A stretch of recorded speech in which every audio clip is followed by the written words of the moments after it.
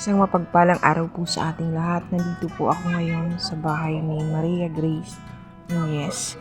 Nais ko po sa inyong ipakita kung ano ang kalagayan ng pamilya ni Grace Nunez. Ito po yung kabuuan ng kanilang bahay.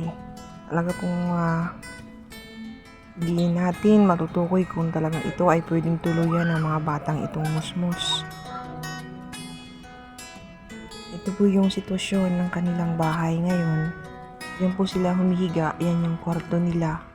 At ito po yung kusina ng pamilya. Kaawa-awa po ang sitwasyon kung makikita natin ang kalagayan nila. May 4 po siyang anak, yung 2 pumapasok sa school. Pumasok daw po ngayong araw pero hindi nag-almusal. Kaya po yung mga kapitbahay niya minsan nakikita ang kanilang sitwasyon.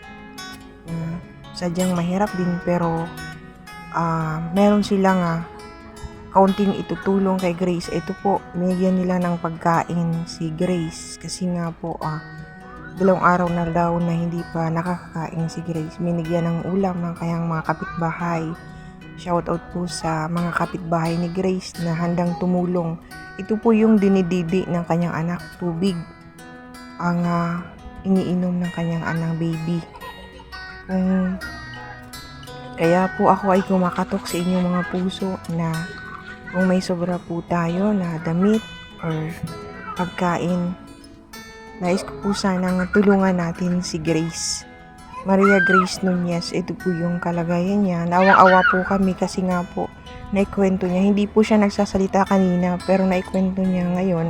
Tinanong siya ng isang kapitbahay kung nag-almusal na po at ang naisagot niya sa amin 2 days na daw po silang mag-iinang hindi pa kumakain.